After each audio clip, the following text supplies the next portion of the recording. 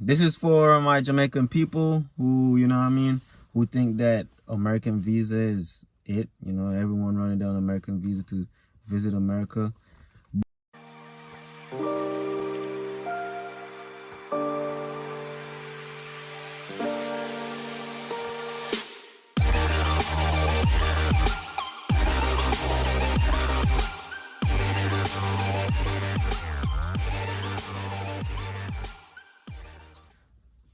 Okay, so I'm here to educate y'all on how to go about getting a Schengen visa. That's a visa to travel into European countries such as Germany, Romania, France, Netherlands, you know, all the European nations, right?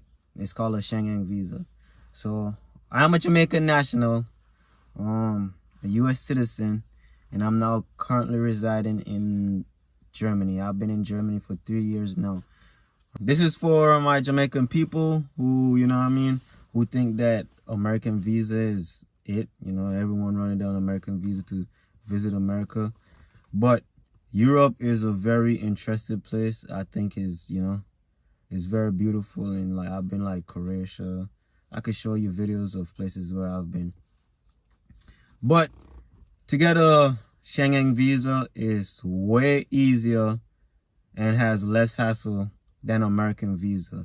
And I think that Jamaicans should take the opportunity and visit some of these European countries. They're big in parties, which I know Jamaican love parties. They're big in festivals, big in carnivals. Like, they have some of the hugest festivals, hugest carnivals, which I already know that we as Caribbean people, we indulge in, we celebrate. So in order to get a Schengen visa, it is very, very easy, right? So first, I already did it for 2 friends. I'm about to do it for my 3rd friend, right? And it's not a lot of requirements. All you need is, if you know someone who reside in Germany, they just gotta write you an invitation letter. And with the invitation letter, they got to like go and get a declaration of obligations. I'm gonna show you this declaration of obligation. It should look something as such. You know, basically what this document is stating who the inviter is and who's being invited, you know.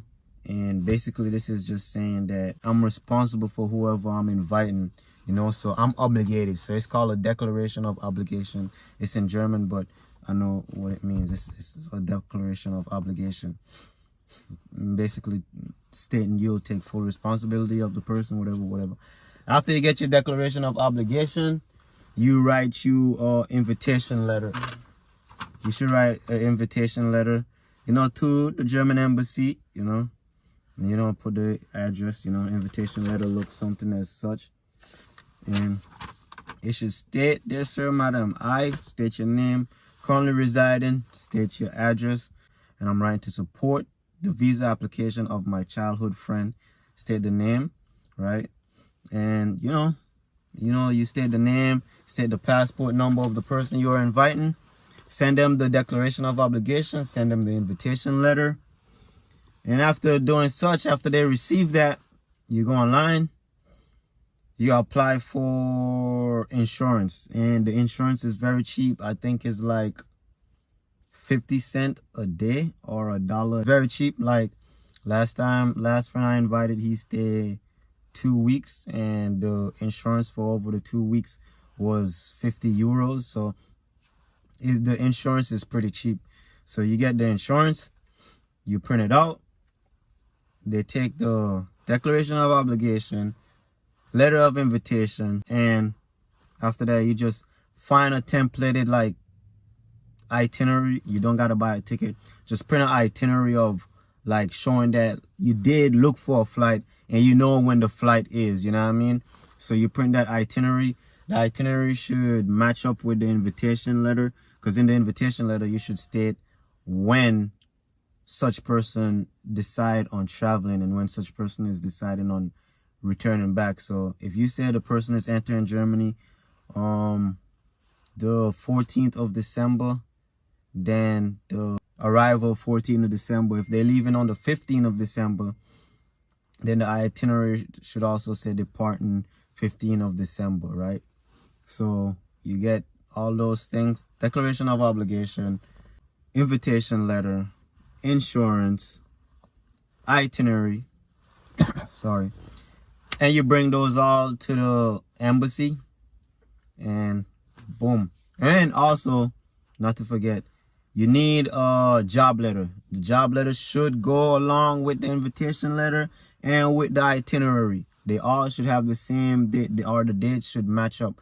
If the job letter should state that you would be on leave or on vacation during that time that you have that to travel, that you requested to travel. So the job letter should have that. So again, declaration of obligation, invitation letter, insurance, itinerary, and job letter, right? You bring those, you have those, you schedule your appointment online. You know, there's no backed up appointment for those. Another good thing, right? You schedule your appointment online, and your appointment date, you bring all those supporting documents, boom, and you know, you turn those in, and within a week or 2 weeks tops, you should hear from them. You know, so the first case I did, it was denied. They had suspicion or whatever, right? And all I had to do is, as the person inviting, I wrote a next letter saying, hey, I'm so-and-so, and I work for the U.S. Army, and I live here. This is my passport number. This is where you could find me. So there's no reason to worry about this person not going back home. I would be responsible for this person to go back home, or you could hold me accountable. And with that person, they got to write an appeal letter. This is if you get denied, you know what I mean? Which, you know what I mean? It's not, even if you get denied appeal, you don't normally get denied the appeal. But if you get denied, you know, in the appeal letter, you just state, you just give them more assurance that you're going to be back home. It's whether you got a child home, be like, hey, I'm just going for vacation, and I have a child home that I would never leave unattended for more than 2 weeks, and I will be back home to attend to my child because my child cannot go without me, whatever. With my friend, she's a teacher. In her appeal letter, she just stated that she's a teacher and she values her student, and she will never leave her student unattended during the school period. You know what I mean? And she got the visa, and it is that easy, my friend. Way easier than getting a U.S. visa. And there's so many places in Europe that you could go. You know, France is the city of love. I could show you videos of those places, so you know all the places, beautiful places you could go with a Schengen visa and enjoy yourself.